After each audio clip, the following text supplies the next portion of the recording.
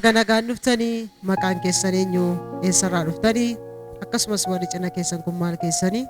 galatoomaa hunda keessan waaqayyo sinaa eebbisu ani Silashii Hangaraasaan jedhama asuma magaalaa Naqamtee ganda Duwwaa Torbarraa dhufnee warraa koo Taarikee Mokonnin jedhamti warreen kaan immoo ijoollee kootii waaqayyo eebbisee nuu kenne waaqayyo nama eebbisu dabalaa kabajaafi egaa har'a kan nuyi dhugaa baanu waaqayyo nu godhe hedduudha garuu warra dursusaa dhugaa baanaa kunis immoo waa'ee kanaadha warra Taarikee Mokonninii fi waa'ee mucaa koo Keebeek Silashii dursa waa'ee Keebeekiin dhugaa ba'a. Keebeek mucaa isa guddaa kanadha. Inni yeroo dheeraadhaa fi dhalootarraa jedhamee egaa saayineesii qaba ture. Yeroo qorruu baay'ee inqufa'a, baay'ee haxxiffata. Yeroo haxxiffatu akka inni hoolaan haxxiffattu beektu miti. Akkasitti haxxiffata. Extremely baay'ee nama suukaneessa ture. Galgala yeroo qayyabachuu fedhu baay'ee waan jedhama. Kanumarraan kan ka'e egaa yeroo dhiyoos baay'eetti cime jennaanii as fiddee dhufte jechuudha. Waldaa kana gaafa fiddee dhuftu baay'ee otoo dhukkubuu dhufee maal goonatuma jennu waldaas deddeemnaa garuu fayyuu hin dandeenye as immoo gaafa fiddee dhuftu akkuma dhufeeni asitti kadhatanii fi iseetu fidee dhufee gaafa kadhatamuu fi guyyaa galgala laalle jijjiiramni jira bulee laalle jijjiiramni jira amma muluu bamulu bilisa ta'ee saayineesii kan jedhamin jiru kanarratti waaqayyoon nu galateeffadha. waaqayyo sababii fayyisu dabalaa kabajaafi dhalootarraa qabee qaba ture mucaan kun dhibees nama jettanii garuu gaafa dhufamee abbaan mul'ataa kadhataniif hin fayyaa mana gaasaadha. Mana yaalaa yeroo deemamu namni maatii keessaa dhukkuba akkasii qabu jira jedhu zariidhaan darbaa kan jedhu qabu iseenis yeroo ijoollummaa ishee akkasuma akka qabdutti dhagaa kan nu kaaste kanaaf manni yaalaa yeroo baay'ee akkas jedhu kanaafidha kun yeroo eeggatee itti ka'a malee dhalootarraa kan dhufedha dhalootarraa maatiirratti kan darbudha jedhaniitti kaasu yeroo baay'ee qorichuma kennuufi malee waan erga gaafasiitii garuu hanga yoonaatti bilisadha nagaadha amma firii ta'ee hin qayyabata qorris hin jiru kanaaf waaqayyoon dabalaatii ammas nu galateeffadha sana barraa kutuu ilma waaqayyoo dabalaa kabajaafi itti fufuudhaani waa'ee masaati ammasii bara darbee kutaa 8 darbee qabxii gaarii fidee gara kutaa 9tti darbeetii jira.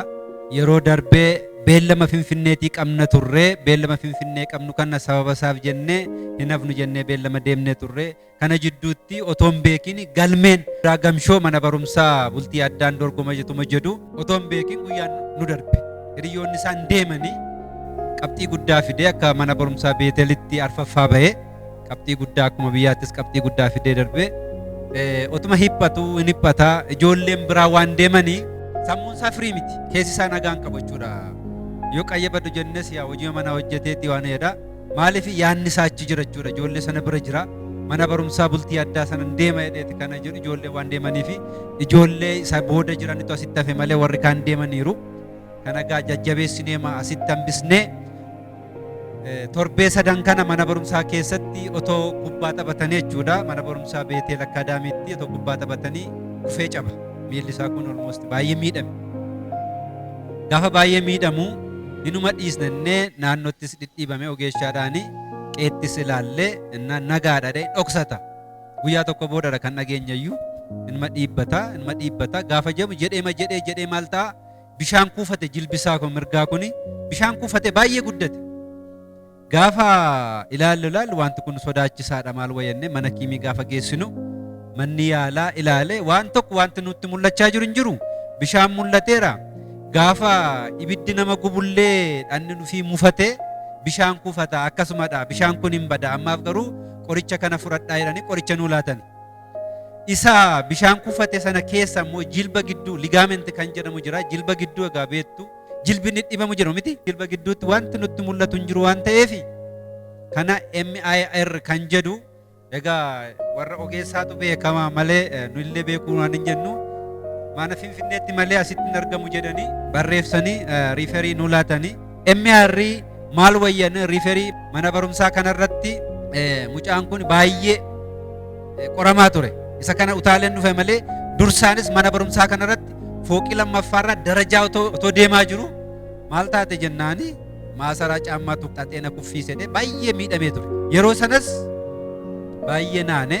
harki isaatu miidhame miilli isaas waan jedheera ammas immoo dabalata sadaffaa miidhame jechuudha. Kanaafi zirzirii warra kanaa nuu laatani achi dhaqaa googilii gallee gaafa laallu jiru garuu dursa maal gochuu qabna jenneeti galgala maatii mari'anne waldaa deemuu qabna as deemnee kadhachiisna jennee as dhufne isuma fidannee dhufne. Riiferii barreessaniistanii mari'attaniitu sinas fiddanii? Eeyyee riiferii kunoo isuma akka gargaartan kana MR kan jilba keessatti wanti mul'atu hin jiru. Lafee gidduutti garuu meebii bishaan sun dhangala'eera yoo ta'e bishaan sun yoo hin jiru ta'e booduufis umuriinsa gaafa dabalaa deemu amma waggaa 18tti homaa miti garuu gaafa umuriinsa dabalaa deemu isa dhukkubaa deema waan ta'eef kun rakkoodha atattamaan yeroo iyyuutti kennuun qabdani nuun jedhanii sana gaafa qidaameesaa achi dhannee dilbata isaas dhufne dilbata dhufnee asumatti akkuma walii galaatti kadhatame garuu irra caalaatti abbaan mul'ataa biirootti kadhatanii jilbeeffatanii itti tuttufanii bilisa jedhanii kadhatanii bullee laallee bishaansaa badaa deeme gaafa lammaffaa sadaffaa amma firiidhaa bilisadhaa jilbisaas nagaadhaa kubbaas akka duritti deebi'ee taphataa jira kubbaa baay'ee jaallataa kanaafis irra deebi'aati waaqayyoon nu galateeffadha. Dabalaa kabajaa fi waaqayyoon sin amantanii fidattanii asitti walumaa galatti kadhatame gara biiroota abbaa mul'ataatti gaafa geetan garuu gorratti dhufanii kadhatanii fi gaafuma sanaa qabee biitii bishaan keessa jiru suni badaa deemee riiferiin dafee har'a mucaan keessa nagaadha. Har'a mucaan nagaadha kanaaf waaqayyoon galateeffannaa hojii waaqayyoo guddaadha. Namni yeroo baay'ee nuyi birrii isaa yoo laaltani MR'n tokko doolaarii 1,200 rakkoon qabu mucaa keenya waan qabnus waan hin garuu sana dura yaalsisuu hin dandeessu turtan garuu kana dura waldaa fiddan isin waaqayyo haa ta'u yaalsisna garuu kun birrii miti birriidhaan hin tilmaamamu maaliidhaan hin tilmaamamu hojii waaqayyoo ogeessa jalaayyuu mul'ata asitti hin dandeenyu jedhanii finfinneetti riiferii godhanii gaafa laallu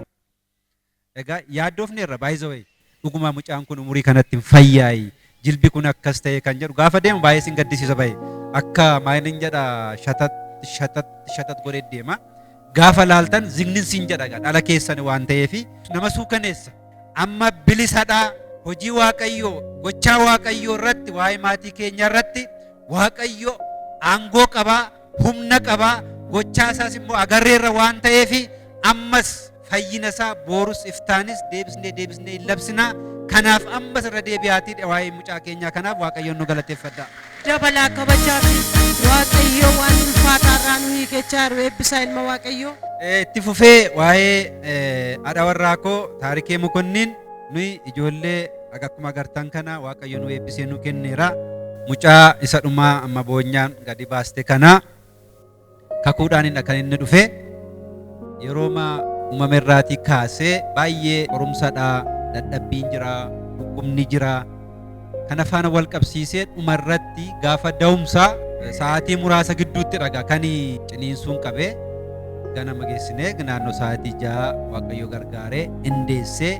gaafa deessu gaa seexan waan hedduu karoorsee dhufee ture garuu mucaan kun erga mana da'umsaa seeneetii booda qaamni isaa gar tokko bahee inni kaan keessatti gaafaafu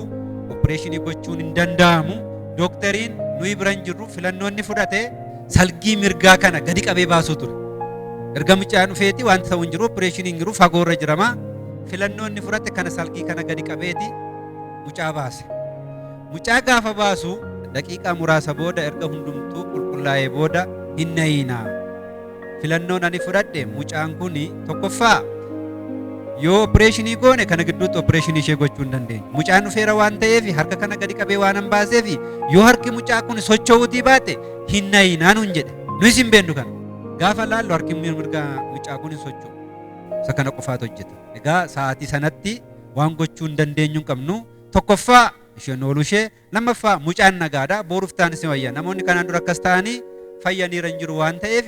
nerviin ishee kunoo xinnoo tokko tuqamteetti umuriidhaan immoo gaafa fooyyoo hin fayyaa nuun jedhan ittuma jennee ilaallee amma waggaattis ilaallee mina waamaa ta'u garuu mucaan nagaadha sammuun isaas nagaadha yeroo baay'ee maal nun jedhu nerviin kun gaafa sammuu mucaa nagaadha jedhu sammuu mucaa nagaadha waa tokko hin taane harka isaa kanatu socho'uu didem ol kaafatu akka normaal akka sakaan hin kaafatu nuyi isa gusa toon taane warraa koo kuni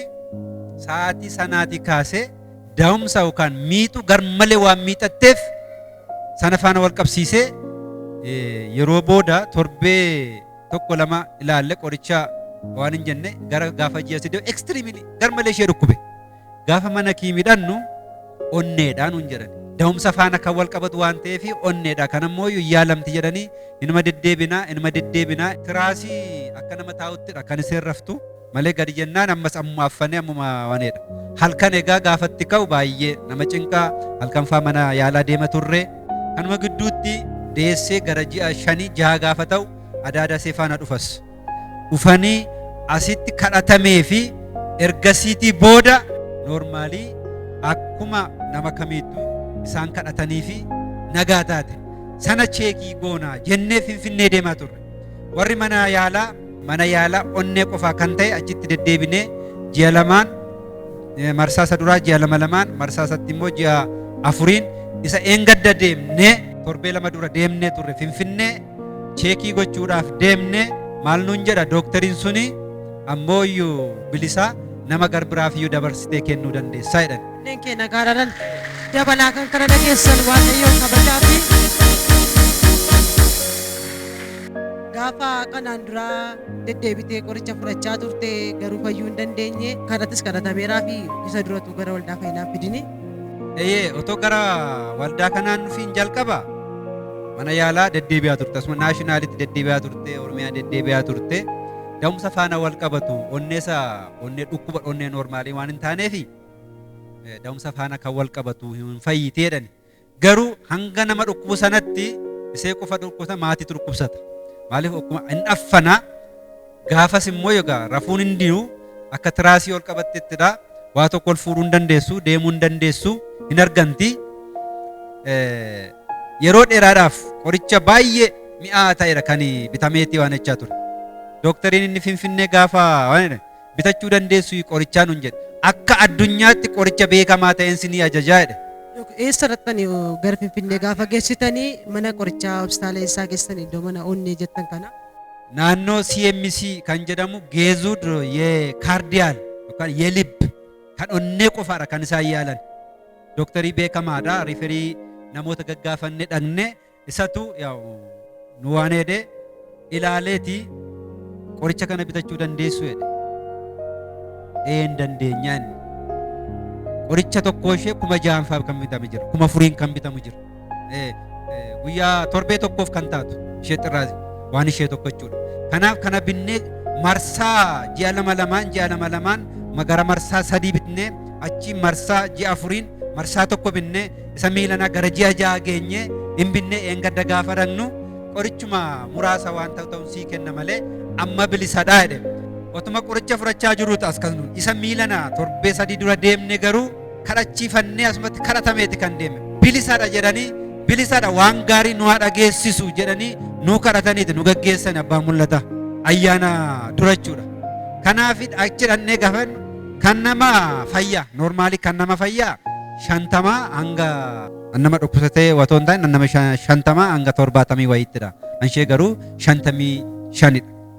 amma kana booda nama garbiraafiyyuu kennuu dandeessa. Kanaan dura gadi bu'ee 42 faa ture. 42 jechuun baay'ee ulfaataadha jedhan isaanumtiyyuu. Amma gaafa hin gadanu 55dha dabarsitee nama garbiraaf kennuu dandeessa. Erga kadhatameef hin fayyite. Iyyee. Gooftaa dabalaa kabajaa fi Yesuusin fayyina guutuu namaa laatu. Kanaafi waa'ee gochaa Waaqayyoo waan jennu hin qabnu amma isheen bilisadha. Kanaafi deddeebisaatii Waaqayyoon nu galateeffadha.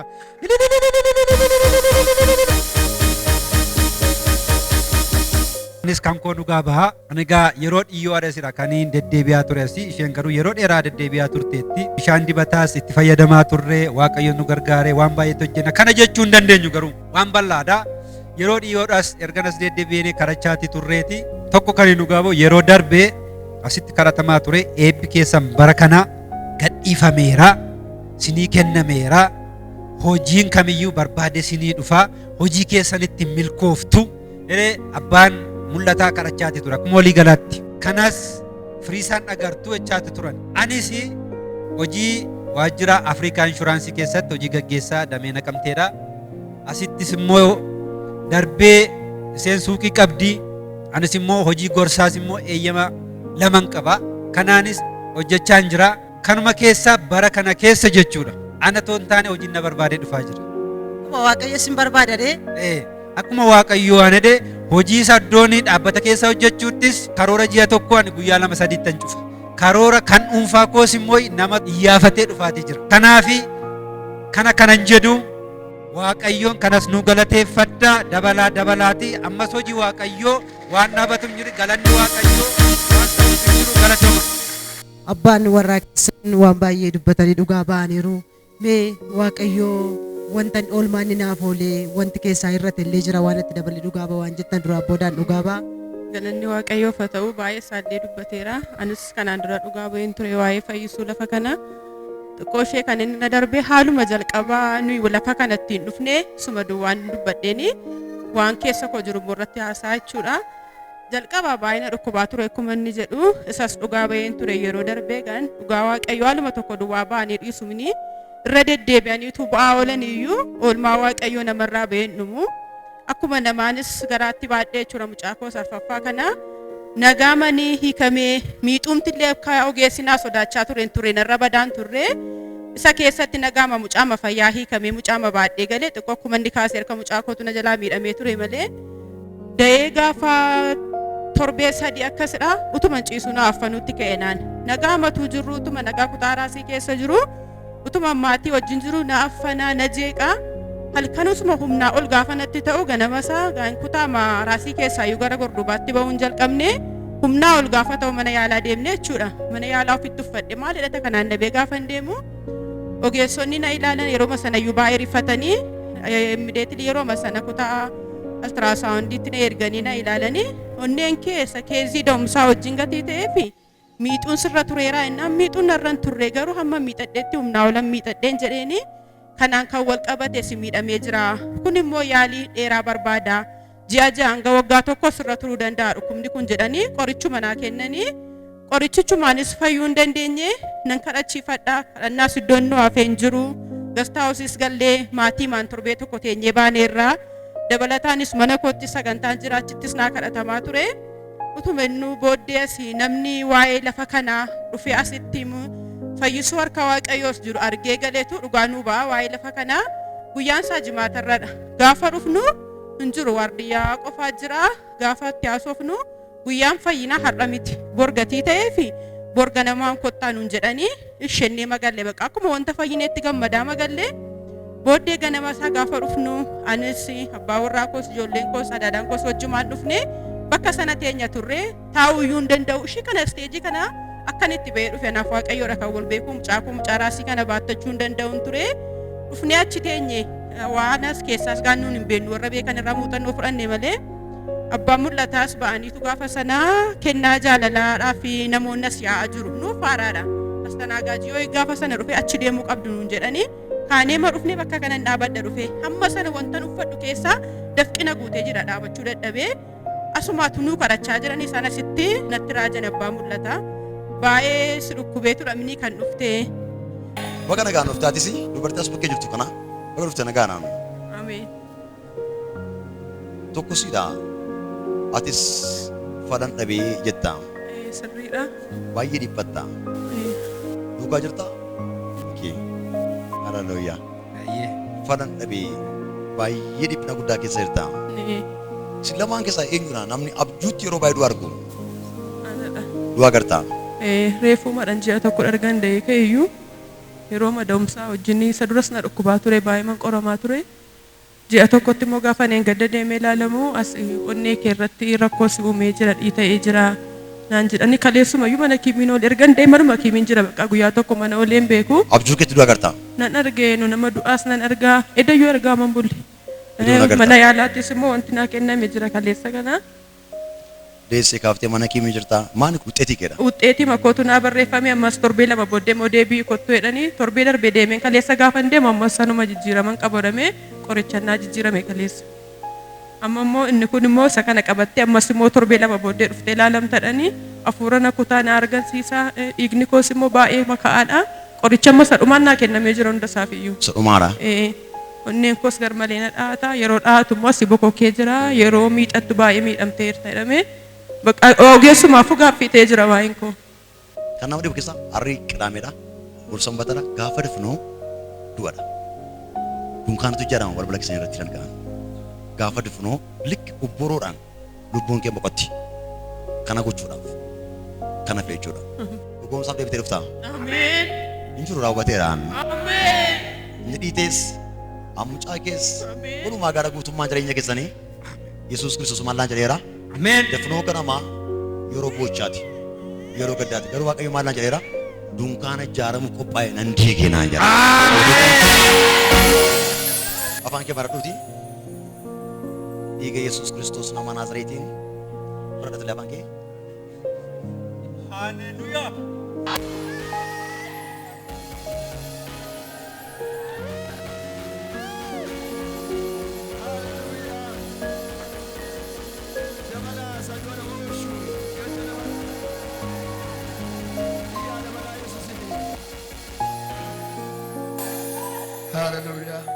Naan jennaan na dhukkuban jedheeni waan hedduu nuu kaasanii Waaqayyoo siinni guyyaan isaa qidaameedha dafinoo fuula kee jiru kanaa jedhanii wanta hin irraanfanne dunkaana gaddaa akka diinni sini karoorsee jirutti akka balbala kee irra dhaabatuufidha. Humna kana garuu Waaqayyoo cabseera jedhanii yeroo sana anaafis abbaa manaa koottis raajiraa jedhanii mucaa koo ishee xinnoo kana harka isaa qabanii kadhatanii fi nuunoo bakka gaafuma sana hiikamnee gallee ammas tuma jedhu jijjiiramni keessa kootti argamaa dhufe erga lafa kana jedhee garuu baay'ee keessi koo nagaa godhatee akkam barbaade deemuu hin danda'a akkam barbaade hojjetachuu hin danda'a manni yaala ganaal takka qabnaan gan nama lakkisu isa xumura marsaa lama deemnee marsaa isa sadaffaa irratti hin gadda ani fayyeera keessa kootti akkam fayyan of beeka maaliif milikinni yeroo sana irratti argamaa ture narra hin jiru anuma na mirkaneeffadhe Waaqayyoos karaa nama sanaatti dubbatee ture innaa beellama isa xumuraa qabnaa deemaatti jirrannaani waan gaarii dhaga'aati galaa milkaa Waaqayyoo sin dura ba'uun jedhan eebbaa mul'ataa nuuf kadhatanii akkuma isaan jedhan gaafa deemne na ilaale doktariin inni kutaa ultrasaawundiitti na ilaalu amanuu dadhabee dhaqee doktarii masaa jalqaban bukkeetti ilaalamaa jiru waame hin dhufe inni dhufnaan indee taarikeedhe bakka amma kan nama kaanii caalaatti dho'u kana onneen kee sirriitti sii deebi'ee jiru jedhee kanaaf Waaqayyoon na galateeffadhaan jedha.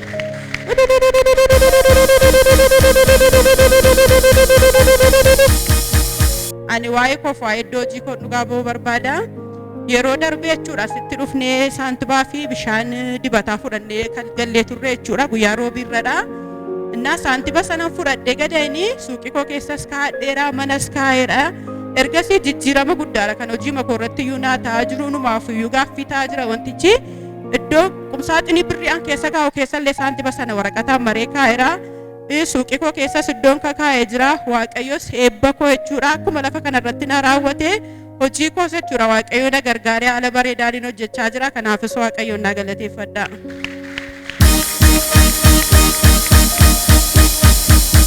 Egaa waan baay'ee dhugaa baataniittu arrasinii fayyaan keessanis deebi'eera qorichi sin hafee jettanii mucaan keessanis Waaqayyo isinii fayyiseera hojii koottis dinagdeettis eebbifameera jechaa jirtu mee dhaamsa dhaamtan qabdu Waaqayyoon